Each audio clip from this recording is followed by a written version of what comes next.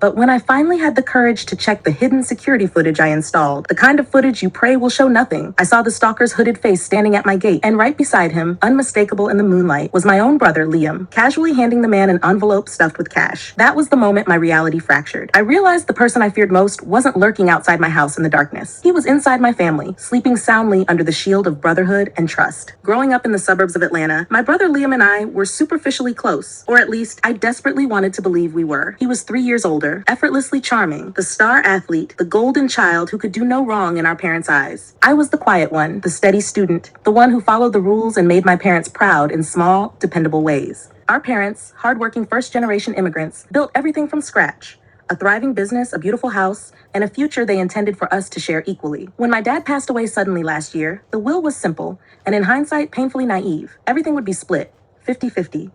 But Liam didn't see the world in equal parts. He cornered me shortly after the funeral, his voice low and manipulative, stained with false concern.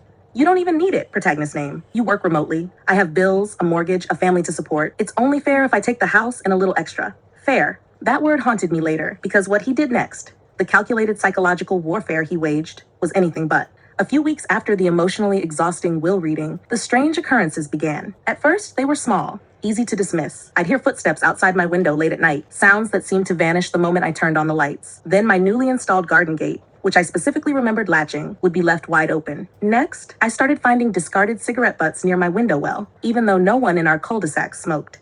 The feeling of being constantly, intensely watched was a cold, oppressive weight I couldn't shake. I started losing sleep, constantly checking the door locks. When I nervously brought these incidents up, Liam told me I was overthinking, that I was exhausted from grief. He laughed easily, saying, "You've been watching too many true crime shows. You need a break, sis." But the campaign escalated.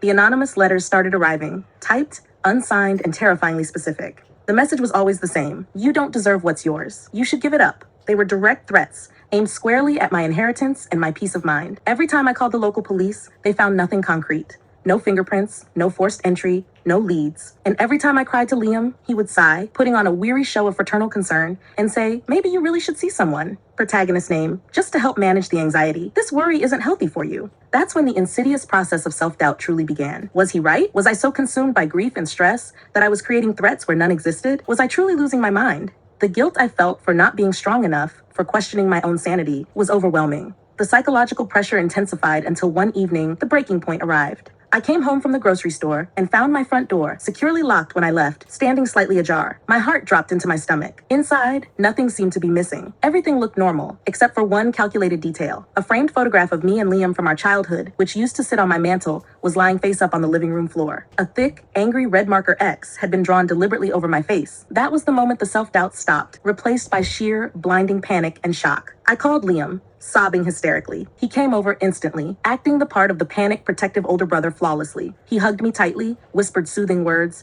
and insisted he would stay the night. But when I woke up around 3 a.m., startled by a sudden loud sound, he wasn't on the couch where he claimed to be sleeping. I crept toward the window and saw his tall figure outside, talking in hushed tones to someone in the driveway. I saw shadows moving quickly, and a car, a beat-up sedan I didn't recognize, drive away almost silently. When I asked him about it the next morning, he yawned broadly and dismissed me. "Oh, I was just going out for some air. You were having a terrible nightmare. You were screaming in your sleep." But something in his voice, in the way he avoided my gaze, felt hollow and completely rehearsed, like a line he'd practiced repeatedly in the mirror. My instinct, buried under weeks of gaslighting, roared back to life. This wasn't protection, this was surveillance. I immediately hired a reputable security company and had high-definition hidden cameras installed around the entire perimeter of my property, masked within outdoor decor and lighting. If I was truly paranoid, I needed definitive proof to move on. And if I wasn't, if Liam was indeed behind this, I needed protection and an undeniable weapon. 2 weeks later, I got the proof. I spent an agonizing evening reviewing the footage. The first few clips confirmed my fear. A shadowy man, hoodie pulled tight, gloves covering his hands, standing at my gate late at night, slipping notes into my mailbox. He had been the one leaving the threats.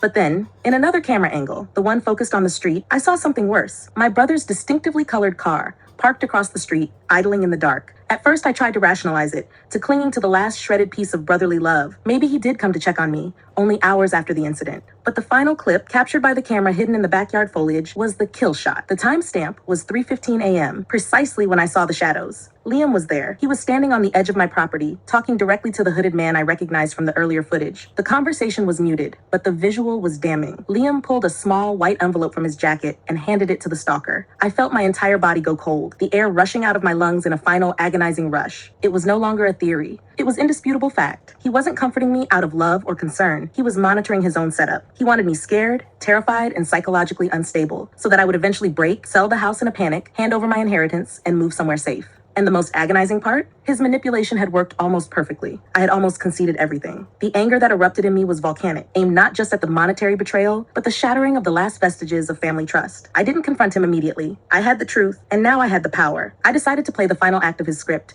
using his own greed against him. Over the next week, I acted terrified, fragile, and utterly broken. I called him daily, begging him to come over to check on me, forcing him to play the role of the protective hero one last time. He came every day, smiling faintly, reveling in his control. Then, one evening, while he was at my house, making a ridiculous show of checking the window locks and sighing about my anxiety, I brought up the will again. I leaned forward, my voice barely a whisper, acting the part of the defeated victim. You know, Liam, you might be right. Maybe I don't need this house. It's too big, too scary to live here alone now. His eyes, the ones I knew my whole life, lit up. Just slightly, the kind of smile that people can't quite hide when they think they've won. He immediately seized the opportunity. Exactly. You could sell it, move somewhere smaller, easier to manage. I can help with the paperwork. That was my cue. I stood up, walked to the TV, connected my tablet, and pressed play. The high-definition footage of him meeting the stalker, of him pulling out the envelope of cash and handing it over, filled the entire screen. The timestamp glowed ominously in the corner. Every second of his calculated, despicable betrayal played out in unforgiving detail. His face drained instantly of all color, going from smug satisfaction to absolute sickening dread. He whispered, a choked sound. You don't understand. I cut him off, my voice steady and cold, devoid of all emotion. Oh, I understand perfectly, Liam. You wanted me gone. You wanted my half of Dad's legacy so badly, you hired a criminal to terrorize your own sister into mental submission. He lunged toward the TV. I stepped back, holding the tablet protectively. Don't touch it. I've already sent copies of this entire sequence to my lawyer and the police. And if you try anything else, any threat, any more calls, any physical contact, the entire world will see exactly what kind of man you truly are. He stood there, frozen, utterly defeated. For the first time in my life, I saw genuine, abject fear in his eyes. Liam left my house without saying another word. 2 days later, however, he called my mother, hysterical, crying and claiming I had framed him, and was clearly losing my mind like he always suspected. But it was too late. The high-definition footage spoke louder than any of his rehearsed tears. I had presented the evidence to the authorities. The police, while unable to press immediate criminal charges, since no actual physical harm was done, and the stalker was only performing intimidation, a technicality that still infuriates me, made it clear to Liam that they had the file and would be watching him closely. The psychological damage he inflicted was immense, but the legal framework failed to capture the full scope of his crime. But the social consequences were immediate and total. Liam's carefully constructed reputation completely destroyed. His wife left him instantly when she found out he had used their savings, money meant for their children, to pay off the man he hired to terrorize his sister. His job, a high-profile corporate role, caught wind of the family scandal and the police involvement. He was quietly let go. I kept my entire inheritance, and more importantly, I kept my sanity, which he had tried so desperately to steal. The victory didn't feel good, though. It was heavy, painful, and deeply unsatisfying. Because once you see that kind of calculating, cold-hearted darkness in your own blood, you can't unsee it. The last time I saw Liam was a year later, at our mother's small funeral. He stood across the room, silent, haggard, completely isolated. He didn't try to speak to me, nor did he meet my gaze. And as I looked at him, stripped of his status, his family, and his confidence, I realized something more disturbing than the money. Maybe he never just wanted my half of the inheritance. Maybe he just couldn't stand the idea of me having peace, stability, and control over my own life. Maybe his anger was always rooted in my quiet success, not my father's money. It's strange how betrayal works. It doesn't always come from some clear-cut enemy or stranger you meet in the dark. Sometimes it comes from the people who sat beside you at dinner your whole life, the person who shared your childhood bedroom. I learned a devastating truth from this. When people, especially those closest to you, can't control you, they will often try to destroy your reality instead. They'll try to make you doubt your mind, your worth, and your instincts. But the truth, backed by undeniable evidence, always finds a way to shine, even in families built on shadows and lies. How do you trust anyone again when the person who should have loved you most tried to orchestrate your psychological collapse for a fraction of your father's money?